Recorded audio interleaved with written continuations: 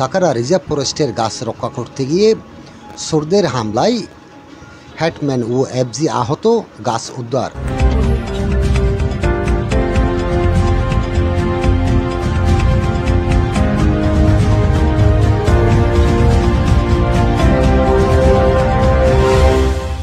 কক্সবাজার উত্তর বন বিভাগের ফাঁসিয়াখালী রেঞ্জের আওতাধীন কাকারা বনবিটা এলাকায় দিন দুপুরে চোরের দল গাছ কেটে নিয়ে যাচ্ছে।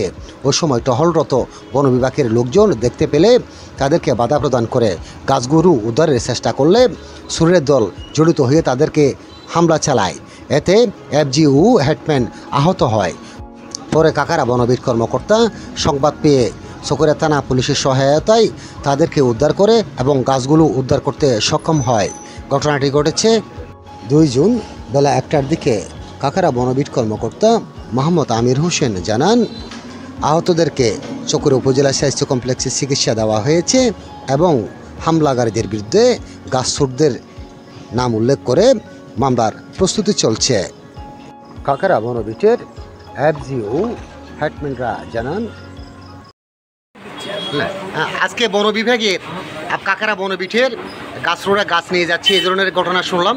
তোর মধ্যে একজন আহত হওয়ার ঘটনা শুনেছে, তিনি আহত হয়েছেন। ভাই আপনি তো এফজি, হ্যাঁ, ঘটনাটা কী হয়েছে একটু বলুন, আপনার পরিচয়টা দেবেন।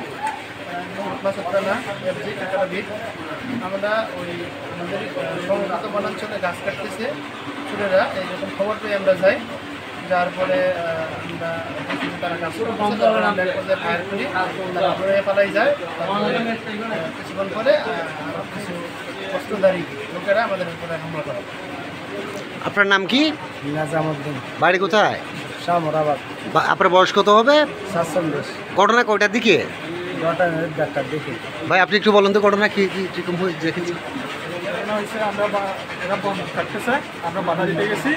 তারপর যখন এদের দেখছি আমরা ফায়ার করছি, এরা ফালাই গেছে। ফালাই যাওয়ার পর এরা অস্ত্র যখন লোকজন বাড়িয়ে আমাদেরকে আক্রমণ করার জন্য আসছে। আমাদের দেখে আমরা যা করা দিয়েছি এগুলো কারাগারি করে নিয়ে গেছে। তারপর আমাদের উপর এমনভাবে হামলা করছে যে আমাদের হাজব্যান্ড ওনারে মানে প্রথমে মাথা দিয়ে মারছে, তারপর হাত দিয়ে মারছে, আমাদেরকে যেন বাধা দিতে না পারে। তারপর আমাদের স্যারকে যখন আমি ফোন দিচ্ছি তখন সবার মোবাইল কেড়ে নিয়ে গেছে, আমাকে ধরে গলা টিপে ধরছে। তারপর মানে কি এখান থেকে মারছে, মাথা দিয়ে এমন মারা মারছে। ওই চিকিৎসা নিয়েছেন? চিকিৎসা নিয়েছি, রিপোর্ট সহ এখানে জমা দিচ্ছি। ভাই আপনি ঘটনাটা কতটুকু জানেন একটু বলবেন? এটা আমাদের হামলা করতে মারতে।